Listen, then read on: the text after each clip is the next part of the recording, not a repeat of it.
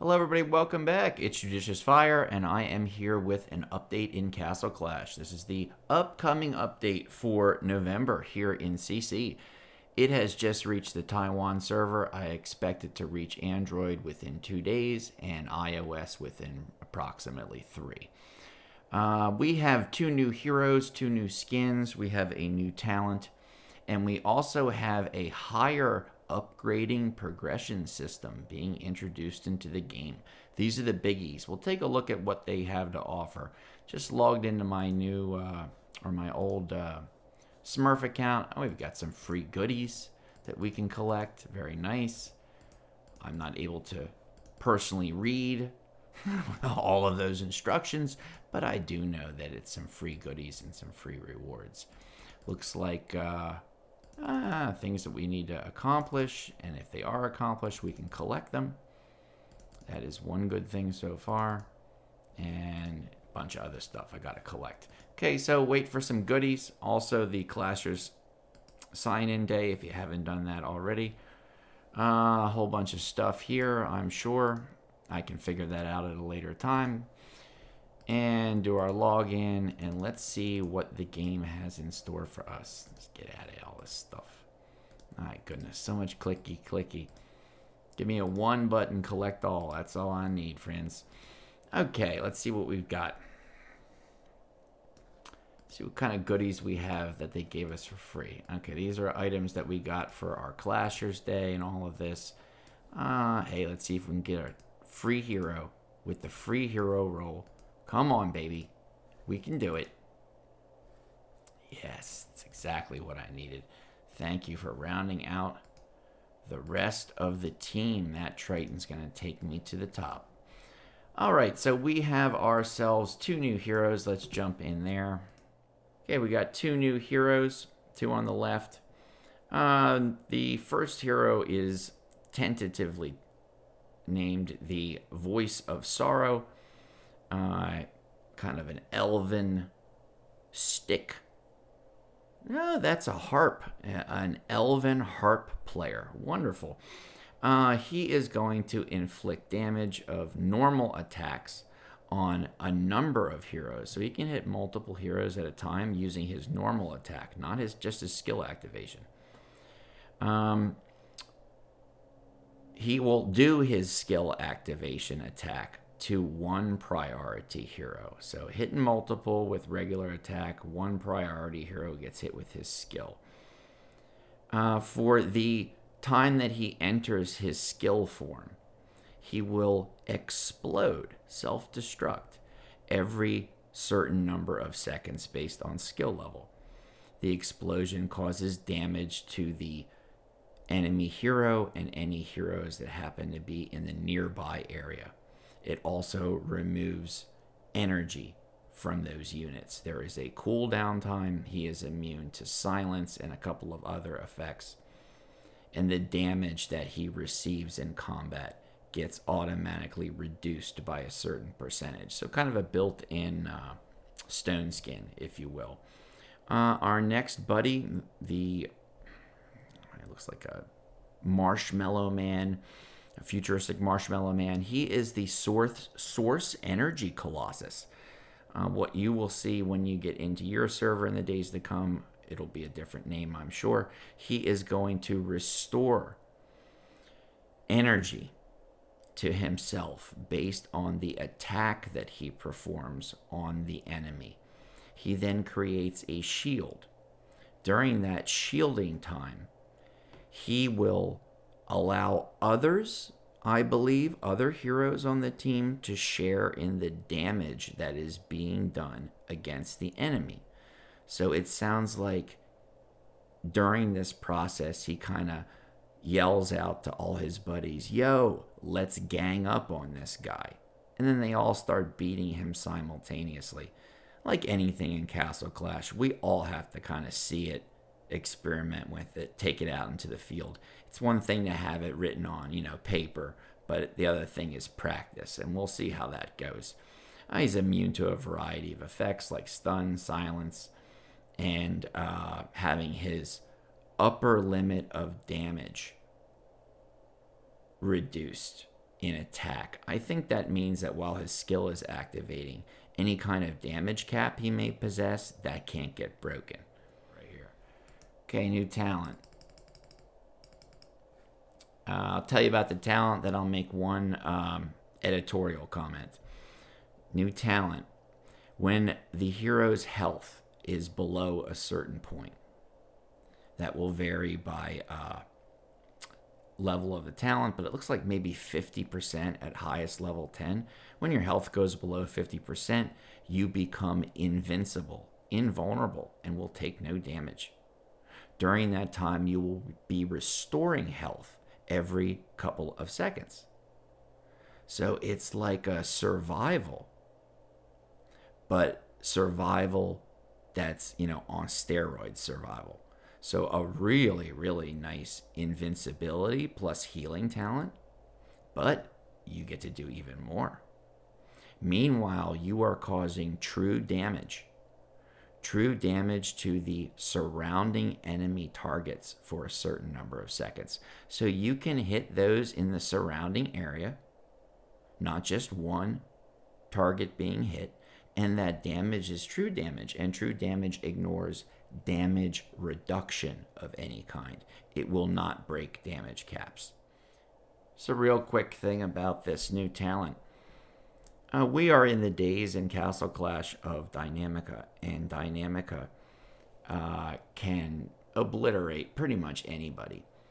The fact that when your health drops below a certain percentage, and then an invulnerability kicks in, and a healing process, as well as you being able to continually perform damage, I think that this could be a possible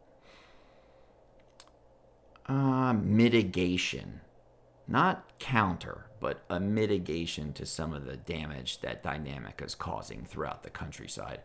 I think it would be a great thing to put against somebody who goes head-to-head against Dyna, or if you're plagued by Dynas when you go out in Guild Wars, we will give it a try out in the field. I can also imagine what this would be like on a Dynamica whose damage cap kicks in at 50%, thereby allowing him during that time to go invulnerable, heal back up. Even if the damage cap thing didn't work, you'd still have the talent. And if the talent didn't work for whatever reason, you'd still have the damage cap. Beautiful fail-safe device. We'll see how it goes. We can see the two new hero skins for our heroes.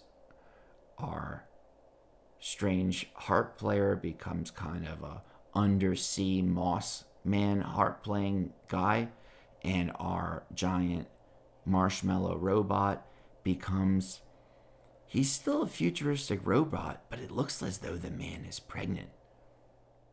Okay, go down here to the dungeons. You can see a new system, a new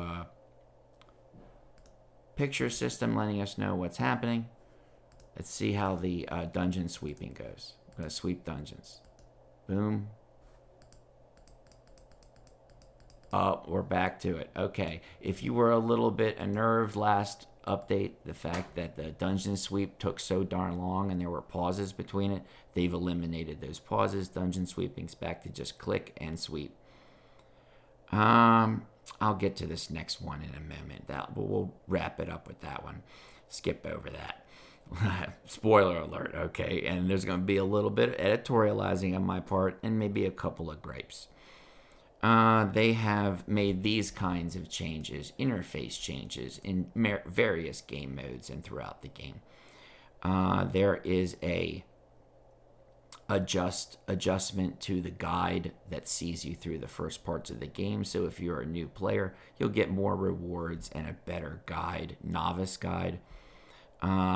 They are going to take, this is big, this is something that's been talked about on forums, the Castle Clash forum, the Reddit forum for years now, almost as long as save setups, and that is the removal of skin scraps from our warehouse.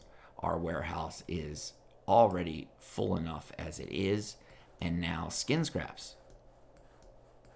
Let me take a look. And I did have some skin scraps on this Smurf. Skin scraps have been removed. Are these skin scraps? Yes, they are. Okay, let's see where they go.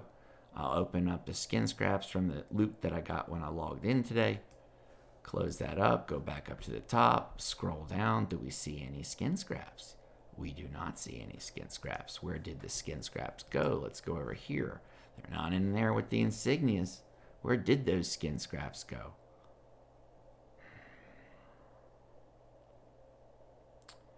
Well, without playing detective, I would suspect that they simply got uploaded as numbers to these cumulative skin scrap numbers.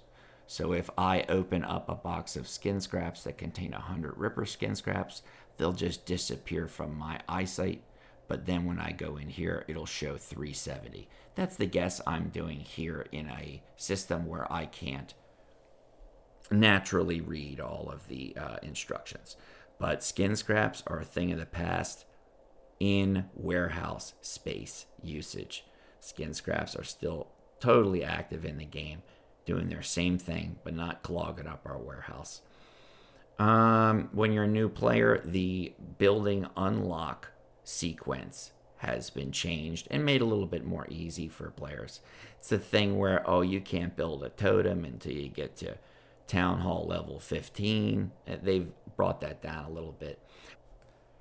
Over here in Line of Defense, the Line of Defense game mode, where you can win heroes when you accumulate enough soul stones, they have introduced harder and longer and more complex stages of the Line of Defense game mode. And you will find that there are tougher bosses. So when you get hit with one of those big archdemons, it takes a whole team to sometimes smack down. You're going to find that they're even harder now. Trick is always putting in high DPS heroes that have a Sunder. One hero can take out anybody. I'm sure it'll be the same here as well. Let's see what you can win. It's going to be still Boreal Fox. And the last but not least thing, and I do want to bring this to our attention, friends. It's this little bad boy over here. It's how to buy stuff. Let's see if we can use that as an example. There we can. There we can. 1 gem. I'll get it in a minute. Okay. I'm going to make this short and sweet. It's not going to be positive. We already have heroes that can go to maximum breakthrough level 30.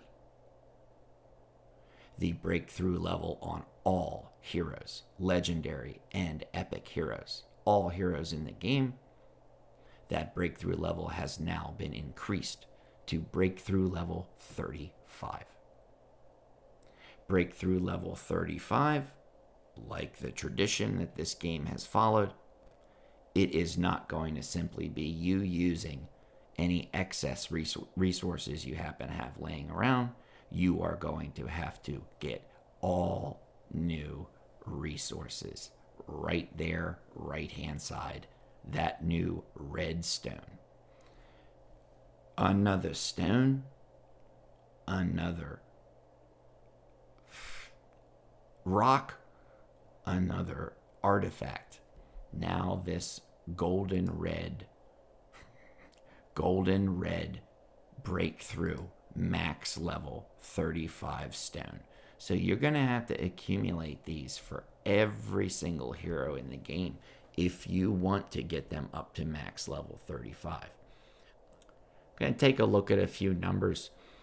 These numbers are going to let us know what this breakthrough 35 process does to our heroes in terms of their upgrading and their statistics, and how much it costs in terms of resource. This is not my number figuring. I go onto the CC forum, I go onto the CC subreddit, and I visit there often because the community provides really great information. It's great to stay up to date with the game.